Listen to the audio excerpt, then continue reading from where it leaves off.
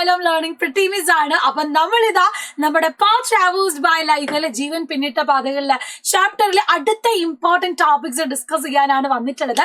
അപ്പോൾ കുറേ പേർക്കും ഇപ്പോഴും ഈ ചാപ്റ്ററിൽ നിന്ന് എങ്ങനെയാണ് ക്വസ്റ്റ്യൻസ് വരുന്നത്, എങ്ങനെയാണ് ചോദ്യങ്ങൾ വരുന്നത് ഒരു ഐഡിയ ഇല്ല. കാരണം നമ്മൾ ഇതുവരെ ഈ ഒരു ചാപ്റ്ററിലേക്കുള്ള ക്വസ്റ്റ്യൻസ് നേരിട്ട് നോക്കിയിട്ടില്ല. അപ്പം ഈ ആദ്യമായിട്ടാണ് ഈ ചാപ്റ്റർ നിങ്ങൾ നേരെ മോഡൽ എക്സാം, ആനുവൽ എക്സാമിലൊക്കെ കാണാൻ പോകുന്നത്. അപ്പൊ ക്വസ്റ്റ്യൻസും അതിന്റെ കൂടെ തന്നെ കോൺസെപ്റ്റും പഠിച്ച് നമ്മൾ പോവാണ്. സോ നമ്മൾ ഇതുവരെ കണ്ടത് എങ്ങനെയാണ് ഒറിജിൻ ഓഫ് ലൈഫ് ഉണ്ടായത്, അതുപോലെ തന്നെ 3500 3500 മില്യൺ ഇയേഴ്സ് എഗോയില് ലൈഫ് ഉണ്ടായി, അത് കഴിഞ്ഞ് പ്രൊകാരിയോട്ട്, യൂകാരിയോട്ട് എന്നൊക്കെ നമ്മൾ പഠിച്ചു കഴിഞ്ഞതാണ്. അപ്പോൾ ഇത്തരത്തിൽ ജീവൻ പിന്നെ ഇവോൾവ് ആയിട്ടുണ്ട് അല്ലെ. ജീവൻ പലതരത്തിലുള്ള പരിണാമം സംഭവിച്ച് മാറി വന്നിട്ടുണ്ട്. അതാണ് ഫസ്റ്റ് നമ്മൾ കണ്ട പ്രിമിറ്റീവ് സെല്ലിൽ നിന്ന് ഉണ്ടായിട്ടുള്ള ലൈഫിൽ നിന്ന് പല മാറ്റങ്ങൾ ഉണ്ടാവും നമ്മൾ ഇന്ന് ഈ കാണുന്ന ഡൈവേഴ്സിറ്റി ഓഫ് ലൈഫ് നമ്മൾ കാണുന്നത്. അപ്പൊ അതിനെ പ്രൂവ് ചെയ്യുന്ന അല്ലെങ്കിൽ അതിനെ പറ്റിയിട്ട് പറയുന്ന പല തിയറീസ് നമ്മൾ പഠിക്കുന്നുണ്ട്. അപ്പൊ എവല്യൂഷൻ ത്രൂ തിയറീസ്, ഈ പറയുന്ന ജീവപരിണാമം സിദ്ധാന്തങ്ങളിലൂടെ എന്നുള്ള ടോപ്പിക്കിൽ നമുക്ക് കുറച്ച് തിയറീസ് ആണ് പഠിക്കാനുള്ളത്. അതിൽ ഒന്നാമത്തേതാണ് മക്കളെ ലാമാർക്കിസം എന്ന് പറയുന്നത്. അപ്പൊ ജീൻ ബാപ്റ്റിസ്റ്റ് ലാമാർക്ക് എന്ന് പറയുന്ന സയന്റിസ്റ്റ് ഉണ്ട് അല്ലെ. Gene Baptist Lamarck. അപ്പൊ ഈ ലാമാർക്ക് എന്ന് പറയുന്ന ആൾ എന്ത് ചെയ്തു, അദ്ദേഹം ഈ ജിറാഫുകളെ കാണുകയും, പണ്ട് ജിറാഫുകൾ എന്താണ് നിലത്ത് പുല്ല് തിന്ന് ജീവിച്ചുകൊണ്ടിരുന്നതാണ്. പക്ഷെ നിലത്തുള്ള പുല്ലുകൾ അല്ലെങ്കിൽ ഈ പറയുന്ന മണ്ണിലുണ്ടായിരുന്ന ചെറിയ ചെറിയ പുല്ലുകളൊക്കെ തീർന്നു കഴിഞ്ഞാൽ അവർക്ക് സ്റ്റാർവേഷൻ, വിശപ്പുണ്ടായി. അങ്ങനെയുള്ള സ്റ്റാർവേഷൻ വന്നു കഴിഞ്ഞപ്പോൾ അവരെന്ത് ചെയ്തു, ട്രീസിലേക്ക് പോവുകയും അവിടെ നിന്ന് ലീവ്സും കാര്യങ്ങളും കഴിച്ച് കാലങ്ങളോളം എടുത്തു കഴിഞ്ഞപ്പോഴാണ് കുഞ്ഞായിരുന്നു ഇതിന്റെ നെക്ക് എന്ത് ചെയ്തു, വലുപ്പം കൂടുകയും അങ്ങനെ ജിറാഫുകൾക്ക് എന്തായി നീളമുള്ള കഴുത്താവുകയും എന്നാണ് ലാമാർക്കിന്റെ തിയറി പറയുന്നത്. പക്ഷെ ഇതിന് അങ്ങനെ പ്രൂഫ് ഒന്നും കാര്യങ്ങളില്ല. അപ്പൊ ഇവിടെ പറയുന്നത് എന്താണ്, the characters develop during the lifetime of organisms are called acquired characters and explain these characters accumulate through generations and lead to the formation of new species. According to Lamarck, giraffes had short neck in the beginning. Lamarck പറഞ്ഞത് എന്താന്ന് വെച്ചാല് ഇത്തരത്തില് അവരെന്ത് ചെയ്തു, ജീവിക്കുന്നതിന്റെ ഇടയിൽ അല്ലെ ജീവിക്കുന്നതിന്റെ ആ ഒരു ഭാഗത്തിന് ഇടയിലായിട്ട് എന്ത് സംഭവിച്ചു, അവർക്ക് വിശപ്പും കാര്യങ്ങളും വന്നു. അക്വയേർഡ് ക്യാരക്ടേഴ്സ് ഉണ്ട്, ജീവിതത്തിൽ നമ്മൾ ആർജിച്ചെടുത്ത കുറച്ച് സ്വഭാവ ഗുണങ്ങളുണ്ട്. ആ സ്വഭാവ ഗുണങ്ങൾ എന്ത് ചെയ്തു, അവിടെ അക്യുമുലേറ്റ് ആവുകയും അതുവഴിയാണ് പിന്നീട് ജിറാഫുകൾ ഇങ്ങനെ ആയതും എന്നാണ്. പക്ഷെ നമ്മൾ നോക്കുമ്പോൾ നമ്മുടെ അക്വയേർഡ് ക്യാരക്ടേഴ്സ് എന്ന് പറയുന്നത് ഒരിക്കലും എന്താവുന്നില്ല, അത് നെക്സ്റ്റ് ജനറേഷനിലേക്ക് ട്രാൻസ്ഫർ ആകുന്നില്ല. അതുകൊണ്ട് തന്നെ ഈ തിയറി എന്താണ്, നമുക്ക് പ്രൂവ് ചെയ്യാനും പറ്റത്തില്ല. അപ്പൊ ഇതിനോട് കണക്ട് ചെയ്തിട്ട് ഒരു ക്വസ്റ്റ്യൻ വന്നത് നിങ്ങൾ നോക്കിക്കോളാം. Major concept of theory, major concept of a theory put forward to explain. ഇവിടെ പറയുന്നത് എന്താണ്, ഈ ഒരു തിയറിനെ പറ്റിയിട്ട് തന്നെയാണ് പറയുന്നത് കേട്ടോ. അതായത് major concept of theory put forth to explain the history of evolution from primitive cell to existing biodiversity. Giraffe had short neck, face food scarcity, stretch their necks to reach out to tall trees. Giraffe with long necks emerged. എന്താ അദ്ദേഹം പറയുന്നത്, ഇവിടെ ജൈവ വൈവിധ്യം വരെയുള്ള ജീവന്റെ പരിണാമം വിശദീകരിക്കുന്നത് അവതരിപ്പിച്ചൊരു സിദ്ധാന്തം അല്ലെ. അപ്പം നീളം കുറഞ്ഞ കഴുത്തുള്ള ജിറാഫുകൾ ഭക്ഷ്യദൗർബല്യം നേരിട്ടു. ജിറാഫുകളുടെ കഴുത്ത് നീട്ട് ഉയരമുള്ള മരങ്ങളെ ആശ്രയിച്ചു. എന്നിട്ടോ ജിറാഫുകളുടെ കഴുത്തിന് നീളം കൂടി എന്നാണ് പറയുന്നത്. അപ്പൊ ചോദ്യം എന്താ, name the scientist who put for this theory, which concept was explain this theory. ഈ സിദ്ധാന്തം അവതരിപ്പിച്ച ശാസ്ത്രജ്ഞനാര്, ഈ സിദ്ധാന്തത്തിലൂടെ വിശദീകരിച്ച ആശയം എന്താണെന്നാണ് ചോദ്യം. നമ്മൾ പഠിച്ചു ലാമാർക്കിസം എന്ന തിയറി മുന്നോട്ട് കൊണ്ടുവന്നത് ആരാണ്, അത് വേറെ ആരുമല്ല, നമ്മുടെ ജീൻ ബാപ്റ്റിസ്റ്റ് ലാമാർക്കാണ്. ജീൻ ബാപ്റ്റിസ്റ്റ് ലാമാർക്കാണ്. ആൻഡ് അദ്ദേഹം പറഞ്ഞത് എന്താണ്, characters developed during the lifetime of organisms are called acquired characters. ഈ പേര് നിങ്ങൾ മറന്നു പോകരുത്, അക്വയേർഡ് ക്യാരക്ടേഴ്സ്. ജീവികൾ ജീവിതകാലത്ത് ആർജിക്കുന്ന സ്വഭാവങ്ങളെ സ്വയാർജിത സ്വഭാവങ്ങൾ എന്ന് പറയുന്നു. ഇതെന്ത് ചെയ്യുന്നു, accumulate to generation, lead to formation of new species. അദ്ദേഹത്തിന്റെ തിയറി പറയുന്നത് എന്താണ്, ഈ സ്വയാർജിത ആയിട്ടുള്ള സ്വഭാവങ്ങൾ കൂടിച്ചേർന്ന് പുതിയ ജീവാദികൾ രൂപപ്പെടുന്നു എന്നാണ് അദ്ദേഹത്തിന്റെ തിയറി പറയുന്നത്. അപ്പം ഈ സയന്റിസ്റ്റിന്റെ പേരും അദ്ദേഹത്തിന്റെ തിയറിയും ഈ സെന്റൻസിൽ നിങ്ങൾ പഠിച്ചു വെക്കുക. വളരെ അധികം ഇമ്പോർട്ടന്റ് ആയിട്ടുള്ള ഒരു ക്വസ്റ്റ്യൻ ആണ്. ഇനി രണ്ടാമത് ഈ ഒരു എവല്യൂഷൻ പരിണാമവുമായി ബന്ധപ്പെട്ട തിയറി കൊണ്ടുവന്നത് വേറെ ആരുമല്ല, നമ്മുടെ ഡാർവിൻ ആണ്. ചാൾസ് ഡാർവിൻ എന്ന സയന്റിസ്റ്റ് ആണ്. അപ്പൊ അദ്ദേഹം എന്താണ്, ദ വോയേജ് ഓഫ് ബീകൾ നിങ്ങൾ കണ്ടിട്ടുണ്ടല്ലോ, വലിയ കപ്പലിൽ അദ്ദേഹം എന്ത് ചെയ്തു, ഗാലപ്പഗോസ് ഐലൻഡ് വഴി സഞ്ചരിച്ച് അവിടുത്തെ കുറച്ച് ഫിഞ്ചസിനെ പറ്റി ക്ലോസ് ആയിട്ട് ഒബ്സർവ് ചെയ്തു. അപ്പൊ ഇവിടെ നിങ്ങൾ കാണുന്നുണ്ട്, finches were one among them organism observed and closely studied by Darwin. The differences in the beak of this finches attracted the Darwin. അപ്പൊ ഇവിടെ ഡാർവിന് മനസ്സിലായത് എന്താണ്, ഈ കാണുന്ന കുരുവികളുടെ ചുണ്ടിന് ബീക്കിന് ഡിഫറൻസ് ഉണ്ട് എന്നാണ്. ആ വ്യത്യാസത്തെയാണ് അദ്ദേഹം കൂടുതലായിട്ടും ഒബ്സർവ് ചെയ്തത്. അപ്പൊ നിങ്ങൾക്ക് ഇവിടെ കാണുന്ന പോലെ തന്നെ ഇൻസെക്ടിവോറസ് ആയിട്ടുള്ള ഫിഞ്ചുകളുണ്ട്, ഷഡ്പോദോജ ജീവികളുണ്ട്, അതുപോലത്തെ കുരുവി പോലെ തന്നെ വരുന്ന എന്തുണ്ട്, ചിലത് കള്ളിമുൾ ചെടി ഭക്ഷിക്കുന്നവരാണ്, ചിലത് ചെറിയ നീലക്കുരുവിയുണ്ട്, വലിയ നീലക്കുരുവിയുണ്ട്, പിന്നെയോ മരത്തെ കൊത്തിപ്പറിക്കുന്നുണ്ട്, പിന്നെ വുഡ്പെക്കർ പോലെ മരത്തിൽ കൊത്തുന്ന കുരുവികളുണ്ട്. ഈ ഫിഞ്ചസിന് അവർ ചെയ്യുന്ന പ്രവൃത്തി, അവർ ഫീഡ് ചെയ്യാൻ വേണ്ടി ഉപയോഗിക്കുന്ന രീതിക്കനുസരിച്ച് അവരുടെ ബീക്കിന് വ്യത്യാസമുള്ളതായിട്ട് ആര് കണ്ടു, നമ്മുടെ ഈ പറയുന്ന ഡാർവിൻ ഗാലപ്പഗോസ് ഐലൻഡിൽ കണ്ടു. അപ്പൊ insectivorous finches have small beaks and those that feed cactus plant have long and sharp beak. There were also woodpecker finches use sharp beaks to pick small twigs for eating. അപ്പൊ ഇത്തരത്തില് ഓരോ കുരുവികൾക്കും അവർ കഴിക്കുന്ന ഭക്ഷണ രീതിയുമായി ബന്ധപ്പെട്ട് അവരുടെ feeding പാറ്റേണുമായി ബന്ധപ്പെട്ട് അവരുടെ ബീക്കിലെ changes വന്നു. അപ്പൊ ഈ ഒരു വ്യത്യാസം തന്നെ അദ്ദേഹം ഒബ്സർവ് ചെയ്തുകൊണ്ടിരുന്നപ്പോഴാണ് ഒരു സാമ്പത്തിക ശാസ്ത്രജ്ഞനായ റോബർട്ട് മാൽത്തോസ് അദ്ദേഹത്തിന്റെ തിയറിയും എന്ത് ചെയ്തു, അദ്ദേഹം ഇവിടെ കൂടുതലായിട്ട് ഒബ്സർവ് ചെയ്തു. അദ്ദേഹം പറഞ്ഞെന്താ വെച്ചാൽ, മനുഷ്യ ജനസംഖ്യ വർദ്ധിക്കുന്നതിന് ആനുപാതികമായി ഭക്ഷ്യോൽപാദനം വർദ്ധിക്കുന്നില്ല, ഭക്ഷ്യ ദൗർലഭ്യം, രോഗവും പട്ടിണിയും അതിജീവനത്തിലുള്ള മത്സരം ഉണ്ടാക്കുമെന്ന് തോമസ് റോബർട്ട് മാൽത്തൂസ് ചൂണ്ടിക്കാട്ടി. അതായത് റോബർട്ട് മാൽത്തൂസ് പറഞ്ഞു, പോപ്പുലേഷൻ കൂടുന്നതിനനുസരിച്ചല്ല ഫുഡ് പ്രൊഡക്ഷൻ കൂടുന്നത്, രണ്ടും രണ്ടായിട്ടാണ് എന്നാണ്. അപ്പം ഇതേ കാര്യം റോബർട്ട് മാൽത്തൂസ് ഫിഞ്ചസിന്റെ കാര്യവും ചിന്തിച്ചു. അപ്പം ഈ പറയുന്ന രീതിയിൽ പല രീതിയിലുള്ള വുഡ് പീക്ക് ഉള്ള അല്ലെങ്കിൽ ചുണ്ടുള്ള കുരുവികൾ നമുക്കുണ്ട്. അപ്പം അവരുടെ പോപ്പുലേഷൻ കൂടാനുള്ള ചാൻസ് എന്ന് പറഞ്ഞാൽ വ്യത്യാസമുണ്ട്, അവരുടെ ഫീഡിങ് പാറ്റേണിൽ ഡിഫറെന്റ് ഉണ്ട്. അപ്പൊ അവരുടെ ഫുഡ് കിട്ടുന്നില്ല, അവരുടെ ബീക്കിനനുസരിച്ചുള്ള ഫുഡ് കിട്ടാതെ വന്നു എന്ന് വരുന്ന സമയത്ത് അവരെന്ത് ചെയ്യും, സ്ട്രഗിൾ ഫോർ എക്സിസ്റ്റൻസ് നടക്കും.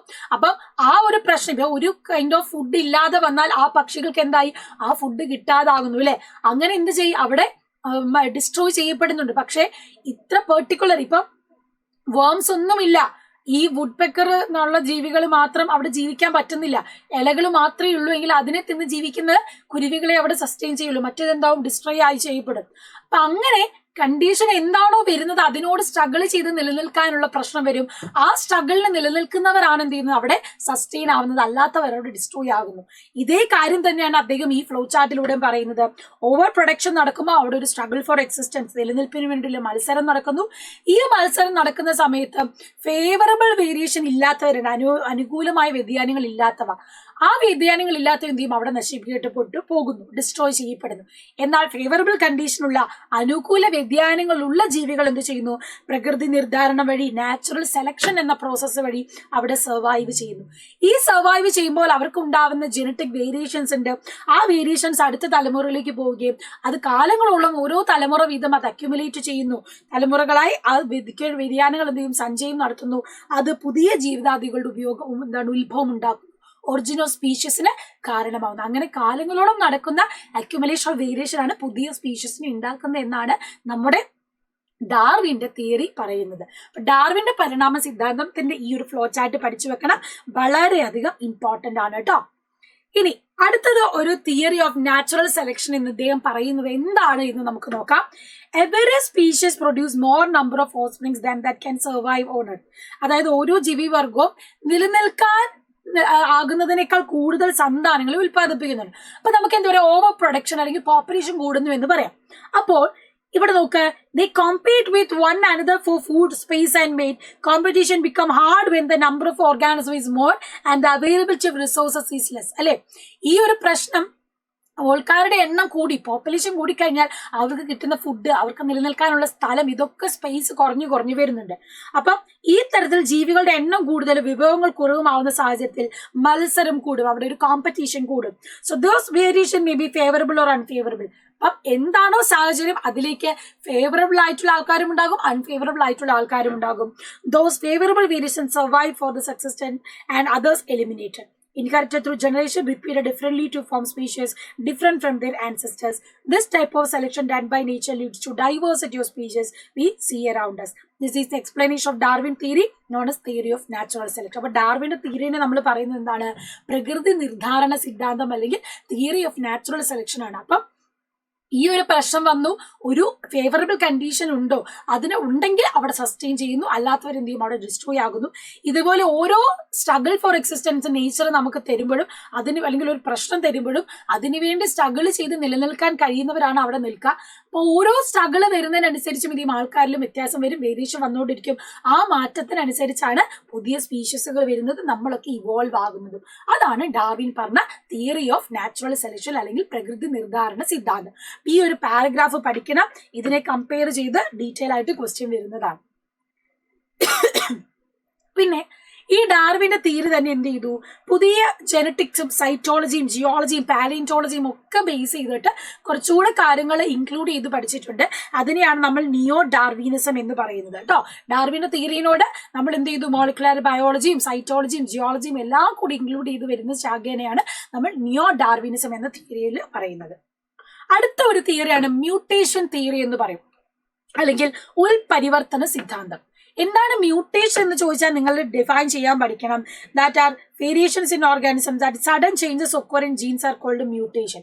നമ്മുടെ ഈ ജീനുകളിൽ പെട്ടെന്നുണ്ടാവുന്ന മാറ്റങ്ങളെയാണ്, നമ്മൾ ആകസ്മികമായി ഉണ്ടാവുന്ന മാറ്റങ്ങളെയാണ് നമ്മൾ മ്യൂട്ടേഷൻ അല്ലെങ്കിൽ ഉൾപരിവർത്തനം എന്ന് പറയുന്നത്. ഇത്തരത്തിലുള്ള വ്യതിയാനങ്ങൾ പാരമ്പര്യപരമായിട്ടും അടുത്ത ജനറേഷനിലേക്ക് പോകാം. അങ്ങനെ എന്ത് ചെയ്യാം, പുതിയ സ്പീഷീസ് ഉണ്ടാവാനുള്ള ചാൻസ് ഉണ്ട്. The form inheritance of such changes. ആ ചേഞ്ചസ് മൂലം അല്ലെങ്കിൽ ആ ചേഞ്ചസ് കാരണം എന്ത് സംഭവിക്കാം, സ്പീഷീസിൽ മാറ്റങ്ങൾ ഉണ്ടാകാം, പുതിയ സ്പീഷീസ് ഒറിജിനേറ്റഡ് ആകാം. ഈ ഒരു തിയറി കൊണ്ടുവന്നത് ഹ്യൂഗോ ഡീവറിസ് ആണ്. അപ്പൊ മ്യൂട്ടേഷൻ തിയറി കണ്ടുപിടിച്ചത് ആരാണ്, അല്ലെങ്കിൽ അത് മുന്നോട്ട് കൊണ്ടുവന്നത് ആരാണ്, ഹ്യൂഗോ ഡീവറിസ് ആണ് എന്ന് പഠിച്ചു വെക്കുക, ഇമ്പോർട്ടന്റ് ആണ്. സോ ഇത്രയും തിയറികൾ, ലാമാർക്കിസം, ഡാർവിനിസം, പിന്നെ ന്യൂ ഡാർവിനിസം അതിന്റെ അപ്ഡേറ്റഡ് ഫോം ആണ്, പിന്നെയുള്ളത് മ്യൂട്ടേഷൻ തിയറിയാണ്. ഇത് മൂന്നുമാണ് എവല്യൂഷന്റെ ബേസിൽ നമുക്ക് ഇവിടെ പഠിക്കാനുള്ളത്. ഈ ഒരു ക്വസ്റ്റ്യൻ നോക്കണേ. The mosquitoes are not completely destroyed even after the use of mosquito repellents. Analyze the situation based on Darwin's theory of natural selection. കൊതുക് തിരി ഉപയോഗിച്ചും കൊതുകുകൾ മുഴുവൻ നശിക്കുന്നില്ല. ഈ സന്ദർഭം ഡാർവിന്റെ പ്രകൃതി നിർദ്ധാരണ സിദ്ധാന്തത്തിന്റെ അടിസ്ഥാനത്തിൽ വിശകലനം ചെയ്യുക. അപ്പൊ ഇവിടെ നിങ്ങൾക്ക് നോക്കിയാൽ അറിയാം, ഡാർവിന്റെ തിയറി വെച്ച് ഉദ്ദേശിക്കുമ്പോൾ ഈ കൊതുകുകൾ കാലങ്ങളായിട്ട് ഈ കൊതുക് തിരിവിനോട് എന്ത് ചെയ്യുന്നുണ്ട്, വരുന്നു, കൊതുക് തിരിയുന്നതനുസരിച്ച് മരിക്കുന്നുണ്ട്. പക്ഷെ പിന്നീട് വരുമ്പം ഇത് മനസ്സിലാക്കി അതിനോട് സർവൈവ് ചെയ്യാൻ, ഒരു പ്രശ്നം വന്നാൽ അതിനെ സ്ട്രഗിൾ ചെയ്ത് സർവൈവ് ചെയ്യാൻ കപ്പാസിറ്റിയുള്ള കൊതുകുകൾ ഉണ്ടാവുന്നുണ്ട്. അതിൽ നിന്നുണ്ടാവുന്ന പിന്നീടുള്ള കൊതുകുകൾ എന്ത് ചെയ്യും, ഇതിന് പിന്നെ പ്രശ്നമില്ലാതാവുന്നുണ്ട് അല്ലെ. സോ അതാണ് ഇവിടെ പറയുന്നത്. Every species produce more number of offspring that can survive or they compete for one another for food, space and mates. Many variations are visible in organism. These variations may be favorable or unfavorable. Those with favorable variations survive in struggle for existence. അപ്പൊ എല്ലാ കൊതുകുകൾ എന്ത് ചെയ്യണമെന്നില്ല, ഈ ഒരു പ്രശ്നത്തിൽ അപകടപ്പെട്ട് അല്ലെങ്കിൽ മരിക്കണമെന്നില്ല. ചില കൊതുകുകൾ എന്ത് ചെയ്യും, ഈ കൊതുക് തിരി കണ്ടാലും അതിനെ സ്ട്രഗിൾ ചെയ്തിട്ട് സർവൈവ് ചെയ്യാൻ കപ്പാസിറ്റി ഉള്ളവർ എന്ത് ചെയ്യും, അതിൽ നിന്ന് സർവൈവ് ചെയ്തു പോകും. അപ്പൊ ആ കണ്ടീഷനോട് എന്ത് ചെയ്യാം, റിപ്പൽ ചെയ്യാൻ കഴിവുണ്ട് ഈ കൊതുകുകൾക്ക്. അതാണ് ഇവിടെ പറയുന്ന തിയറി ഓഫ് നാച്ചുറൽ സെലക്ഷൻ എന്ന് പറയുന്നത്. പിന്നെ അടുത്ത ഒരു കാര്യം നിങ്ങൾക്ക് ഇവിടെ കാണാം, എന്തൊക്കെയാണ് നമ്മുടെ എവല്യൂഷനുമായി ബന്ധപ്പെട്ട് നമ്മൾ ഇവിടെ കാണുന്നത്. അതായത് നമുക്ക് ഈ ഒരു ഫ്ലോ ചാർട്ട് നമുക്ക് പഠിക്കാനുള്ളത് എങ്ങനെയൊക്കെ ബയോ കെമിസ്ട്രിയും ഫിസിയോളജിയും ഒക്കെ വെച്ച് നോക്കുമ്പോൾ നമ്മുടെ ശരീരത്തിന്റെ ഉള്ളിലെ ശാരീരികമായ മാറ്റങ്ങളും രാസപരിവർത്തനങ്ങളും ഒക്കെ നടക്കുന്നുണ്ട്. അതൊക്കെ വെച്ചിട്ട് എങ്ങനെയാണ് ബാക്ടീരിയ മനുഷ്യൻ തമ്മിൽ റിലേഷൻ ഉണ്ട് എന്നുള്ളതാണ്. അതായത് ബാക്ടീരിയ പ്രോകാരിയോട്ട് ആണ്, ഹ്യൂമൻ എന്ന് പറഞ്ഞാൽ യൂക്കാരിയോട്ട് ആണ്. ബാക്ടീരിയ യൂണിസെല്ലാർ ആണ്, മാൻ എന്ന് പറഞ്ഞാൽ മൾട്ടി സെല്ലാർ ബഹുകോശ ജീവിയുമാണ്. അപ്പൊ നമ്മൾ ഇതിനെപ്പറ്റി നോക്കുമ്പോൾ നോക്കിക്കേ, എൻസൈമുകളാണ് നമുക്ക് രണ്ടാക്കുമുള്ളത്, ബാക്ടീരിയക്കും മനുഷ്യർക്കും എൻസൈമുകൾ ഉണ്ട് പ്രവർത്തനം നടത്താൻ. നമ്മളൊക്കെ എനർജി എന്ന് പറയുന്നത് എന്താ, ATPയിലാണ് സ്റ്റോർ ചെയ്തിട്ടുള്ളത്. ജീൻസ് എന്ന് പറയുന്നത് നമ്മുടെ ഏറ്റവും ബേസിക് ആയിട്ടുള്ള ജീനുകളാണ് നമ്മുടെ ക്യാരക്ടേഴ്സ് ഡിറ്റർമൈൻ ചെയ്യുന്നത്. അതുമാത്രമല്ല, കാർബോഹൈഡ്രേറ്റുകൾ, അടിസ്ഥാന പദാർത്ഥങ്ങളായ ധാന്യങ്ങളും പ്രോട്ടീനുകളും കൊഴുപ്പുകളും നമ്മുടെ രണ്ടാൾക്കാരുടെ ശരീരത്തിലുണ്ട്, ബാക്ടീരിയയിലുണ്ട്, മനുഷ്യരുടെ ശരീരത്തിലുണ്ട്. അപ്പൊ കുറെ കോമൺ ഫീച്ചേഴ്സ് നമ്മൾ തമ്മിലുണ്ട്. അപ്പൊ ഈ ഒരു ചോദ്യം നിങ്ങൾ നോക്കുക, evidences of evolution biochemistry and physiology, പരിണാമത്തിന് ജൈവരസതന്ത്രവും ശരീരധർമ്മശാസ്ത്രവുമായി നൽകുന്ന തെളിവുകൾ ഏതൊക്കെയാണെന്നാണ് ചോദ്യം. അപ്പൊ നിങ്ങൾക്ക് മനസ്സിലാവില്ലേ, enzyme control, chemical reaction, ATP production, അതുപോലെ ജീൻസ്, കാർബോഹൈഡ്രേറ്റ്, ഇതുപോലെ ക്വസ്റ്റ്യൻസ് തരാം. ഈ തന്നിട്ടുള്ളത് ഇതുപോലൊരു ഫ്ലോ ചാർട്ട് ആണ് തന്നിട്ടുള്ളത്. അപ്പം ബയോ കെമിസ്ട്രി വഴിയാണെങ്കിലും അതല്ലെങ്കിൽ നമ്മുടെ ഫിസിയോളജി വഴി നോക്കുകയാണെങ്കിലും നമുക്ക് ഈ പറയുന്ന ബാക്ടീരിയയുമായിട്ട് ഇത്രയും സിമിലാരിറ്റീസ് ഉണ്ട്. അതുകൊണ്ടാണ് പറയുന്നത് ഈ ബാക്ടീരിയയിൽ നിന്നൊക്കെ പിന്നെ ഇവോൾവ് ആയിട്ടാണ് ഈ പറയുന്ന നമ്മളൊക്കെ ജീവൻ ഉണ്ടായത് എന്ന് പറയുന്നത്. ആ ഒരു തിയറി ഈ ഒരു ബേസ് വെച്ചിട്ടാണ് പറയുന്നത്. നിങ്ങൾക്ക് കാണുന്നുണ്ടോ? ക്ലിയർ അല്ലേ? ഇപ്പൊ ക്ലിയർ അല്ലേ? യെസ്. അപ്പൊ അതാണ് ഇവിടെ പറയുന്നത്. എൻസൈം കൺട്രോൾ ഉണ്ട്, നമുക്കൊക്കെ ATP ആണ് എനർജി മോളിക്യൂൾ എന്ന് പറയുന്നത്. അതുപോലെ തന്നെ ജീൻസ് ആണ് നമ്മുടെ അടിസ്ഥാനപരമായിട്ടുള്ള കാര്യങ്ങൾ. ആൻഡ് നമ്മുടെ ബോഡിയിൽ തന്നെ നമ്മുടെ ബേസിക് കോൺസ്റ്റൻസ് എന്ന് പറഞ്ഞാൽ കാർബോഹൈഡ്രേറ്റും പ്രോട്ടീനും അമിനോ ആസിഡ്സും ഒക്കെ തന്നെയാണ്. അതാണ് ഇവിടെ പറയുന്നത്. അപ്പൊ ഈ പോയിന്റ്സ് എന്ത് ചെയ്യുക, നോട്ട് ചെയ്ത് വെക്കാം. അടുത്ത ക്വസ്റ്റ്യൻ നോക്കണേ. Complete the illustration. ഫോസിലുമായി ബന്ധപ്പെട്ടിട്ടുള്ള ഇല്ലസ്ട്രേഷൻ ആണ് തന്നിട്ടുള്ളത്. നിങ്ങൾ നോക്കുക, certain fossils are connecting link between different species.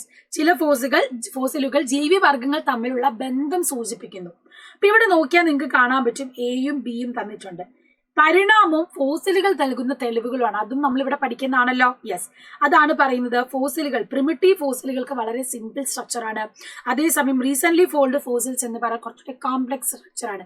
അടുത്ത കാലത്ത് കിട്ടുന്ന ഫോസിലുകൾ എന്ന് പറഞ്ഞാൽ സങ്കീർണ ഘടനമാണ് നമുക്ക് കാണുന്നത്. And certain fossils are connecting link between different species. അപ്പം ഇവിടെ നമുക്ക് എന്ത് ചെയ്യാം, primitive fossils are simple structure, recent formed fossils are complex structures. പുരാതന ഫോസിലുകൾക്ക് വളരെ ലളിത ഘടനയാണുള്ളത്. അടുത്ത കാലത്ത് കിട്ടിയ ഫോസിലുകൾക്ക് എന്താണ്, സങ്കീർണമായ ഘടനയാണുള്ളത്. അപ്പൊ ആ പോയിന്റും കൂടെ ഈ ഒരു ഫ്ലോ ചാർട്ടിൽ ഫില്ല് ചെയ്താൽ നമുക്ക് 2 മാർക്ക് കിട്ടും. അപ്പൊ ഇതുപോലെ ഫ്ലോ ചാർട്ട്സ് കണക്ട് ചെയ്ത് ഫിൽ ഇൻ ദ ബ്ലാങ്ക്സ് ഒക്കെ ആയിട്ട് ക്വസ്റ്റ്യൻസ് വരുന്നതാണ്. ഈ ഭാഗത്ത് നിന്ന് എങ്ങനെയാ ചോദ്യം വരുന്നതെന്ന് മനസ്സിലായല്ലോ. ഇനി ഇങ്ങനെ ഒരു ചോദ്യം നിങ്ങൾ കണ്ടിട്ടുണ്ടാവും. എന്താണ് മനുഷ്യൻ ചിമ്പാൻസിയുമായിട്ട് വലിയ ബന്ധമുണ്ട് അല്ലെങ്കിൽ ചിമ്പാൻസിനോട് കൂടുതൽ അടുത്താണ് കാണപ്പെടുന്നത് എന്നുള്ളത് ഒരു ക്വസ്റ്റ്യൻ വന്നാൽ നിങ്ങൾ എഴുതേണ്ടത് ഈ ഒരു പോയിന്റ് വെച്ചിട്ടാണ്. അതായത് നമ്മുടെ മോളിക്കുലാർ ബയോളജി വെച്ചിട്ട് നമ്മുടെ ഈ പറയുന്ന ഏറ്റവും തന്മാത്ര ഘടനയിലേക്ക് നമ്മൾ വരുമ്പോൾ ചിമ്പാൻസിക്കും മനുഷ്യനും ബീറ്റ ചെയിൻ ഹീമോഗ്ലോബിന്റെ ബീറ്റ ചെയിന്റെ അമിനോ ആസിഡിൽ ഒരു വ്യത്യാസവും ഇല്ല എന്നാണ് പറയുന്നത്. അപ്പൊ അത്തരത്തിൽ നോക്കുമ്പോൾ നമുക്കും ചിമ്പാൻസിക്കും എന്താണ് കുറേ കോമൺ സിമിലാരിറ്റീസ് ആണ്. ഈ ഒരു എക്സാമ്പിൾ വെച്ചിട്ട് നിങ്ങൾക്ക് പറയാൻ സാധിക്കും എന്ത്, ചിമ്പാൻസിക്കും നമുക്കും ഒരു ചേഞ്ചും ഇല്ല.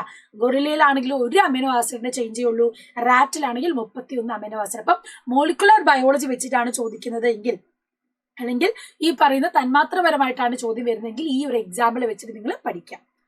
മറ്റൊരു ഇമ്പോർട്ടന്റ് ആയിട്ടുള്ള ഫ്ലോ ചാർട്ടാണ് ആന്ത്രോപോയിഡി അല്ലെ. മനുഷ്യന്റെ ആ ഒരു ട്രീ ആണ് ഇവിടെ നിങ്ങൾ കാണുന്നത്. നമുക്ക് നോക്കിയാൽ അറിയാം, അതിൽ സെർക്കോപിത്തക്കോയിഡി ഉണ്ട്, ഹൊമിനോയിഡി ഉണ്ട്. സെർക്കോപിത്തക്കോയിഡിലാണ് കുരങ്ങ് വരുന്നത്, നീണ്ട വാലും ചെറിയ ബ്രെയിൻ ഒക്കെ ഉള്ളത്. എന്നാൽ ഹൊമിനോയിഡി എന്ന് പറഞ്ഞാൽ നമുക്ക് ഡെവലപ്ഡ് ബ്രെയിൻ, വികസിച്ച മസ്തിഷ്കം കാണാം. അതുമാത്രമല്ല സ്വതന്ത്രമായി ചലിക്കാവുന്ന കൈകളൊക്കെ നമുക്കുണ്ട്. അപ്പൊ നമ്മൾ ഗിബൺ, ഒറാങ്കുട്ടാൻ, ഗോറില്ല, ചിമ്പാൻസി ഒക്കെ എന്താണ് ഒരു ഗ്രൂപ്പിൽ വരും, ഹൊമിനോയിഡയിൽ വരുന്നതാണ്.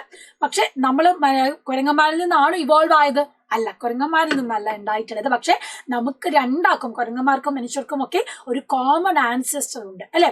ഒരു പൊതുവായിട്ടുള്ള ഒരു എന്തുണ്ട്, പുരാതന മനുഷ്യൻ അല്ലെങ്കിൽ പുരാതന ജീവിയുണ്ട്. അതാണത് ആന്ത്രോപോയിഡി എന്ന് പറയുന്നത്. അത് വെച്ചിട്ടാണ് നിങ്ങൾ സ്റ്റേറ്റ് ചെയ്യേണ്ടത്.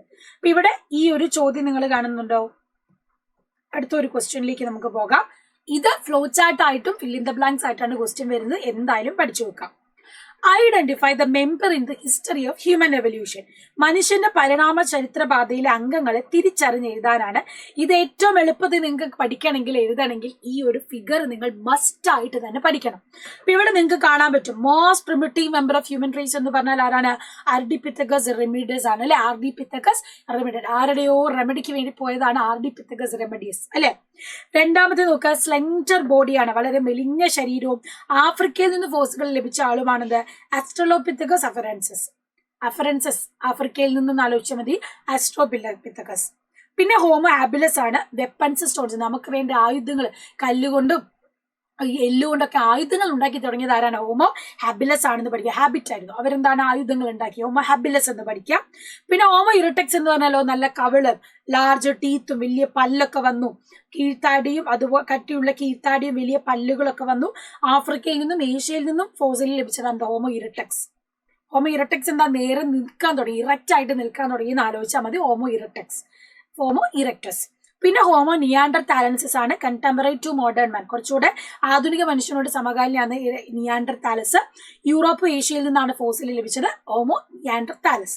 പിന്നെ ലാസ്റ്റ് ആണ് നമ്മുടെ ഹോമോ സാപ്പിയൻസ്, നമ്മളുമായിട്ട് ഏറ്റവും സാമ്യം മോഡേൺ മാൻ എന്നറിയപ്പെടുന്നത് ഹോമോ സാപ്പിയൻസ് ആണ്. ഫ്രാൻസിൽ നിന്നാണ് ആദ്യ ഫോസിലുകൾ നമുക്ക് ലഭിച്ചിട്ടുള്ളത്. ഈ ഒരു പിക്ചർ തന്നിട്ട് ഇതാ ഇവിടെ നിന്ന് ഇങ്ങനെയാണ് ക്വസ്റ്റ്യൻ വരിക. മോഡേൺ മാൻ എന്ന് പറഞ്ഞാൽ, ആധുനിക മനുഷ്യൻ എന്ന് പറഞ്ഞാൽ അതാരാണ്? നമ്മുടെ ഹോമോ സാപ്പിയൻസ് ആണ്. Most primitive of human raise എന്ന് പറഞ്ഞാൽ നമ്മൾ പറഞ്ഞു റെമഡിസ് അല്ലെ, ആർത്തിപിഡിക്കസ് റാമിഡസ് ആണ്. പിന്നെയോ thick chin, large teeth, had ability to stand erect, നേരെ നിൽക്കാൻ കഴിയുന്നവർ കൊണ്ടാണ് നമ്മൾ എന്ത് പറഞ്ഞത്? ഹോമോ ഇറക്ടസ് എന്ന് പറഞ്ഞത്. ഇനി ഒരു ക്വസ്റ്റ്യൻ കൂടെ മിസ് തരികയാണ്, അതിന്റെ ആൻസർ നിങ്ങൾ എന്ത് ചെയ്യണം? കമന്റ് ബോക്സിൽ കമന്റ് ചെയ്യണം. ഈ ഒരു മോഡേൺ മാനിനെ പറ്റിയിട്ടൊക്കെ നിങ്ങൾ ഈ ലൈൻസും സെന്റൻസും വെച്ചിട്ട് വേണം പഠിക്കാൻ, വളരെ ഇമ്പോർട്ടന്റ് ആയതുകൊണ്ടാണ് മിസ് പറയുന്നത്. അപ്പൊ അടുത്ത question, made weapons from stones and bone pieces, അസ്ഥികളിൽ നിന്നും കല്ലുകളിൽ നിന്നും ആയുധം ഉണ്ടാക്കി തുടങ്ങിയത് ഏതാളാണ് എന്ന് കമന്റ് ബോക്സിൽ നിങ്ങൾ കമന്റ് ചെയ്യുക. അപ്പം ഇതുവരെയുള്ള ഭാഗങ്ങൾ നമ്മൾ പഠിച്ചു കഴിഞ്ഞ് ഈ ഒരു ചാപ്റ്റർ അത്രയും ഇമ്പോർട്ടന്റ് ആണ്, വെയിറ്റേജ് ഉള്ള ചാപ്റ്റർ ആണ്. സോ ക്വസ്റ്റ്യൻസ് നിങ്ങൾക്കെല്ലാം ക്ലിയർ ആയെന്ന് വിചാരിച്ചു. So made weapons from bones and stones എന്നുള്ളത് ആരാണ്, ഏത് മനുഷ്യന്റെ പൂർണ്ണ ഭാഗമാണ്, അല്ലെങ്കിൽ ഏത് പ്രിമിറ്റീവ് മാൻ ആണ് എന്നുള്ളത് നിങ്ങൾ കമന്റ് ബോക്സിൽ കമന്റ് ചെയ്യുക. കൂടുതൽ ക്വസ്റ്റ്യൻസും ക്ലാസ് ഒക്കെ ഇഷ്ടമാണ്, സെറ്റ് ആണ്, പക്ക ആണെങ്കിൽ അതും കമന്റ് ബോക്സിൽ കമന്റ് ചെയ്യുക.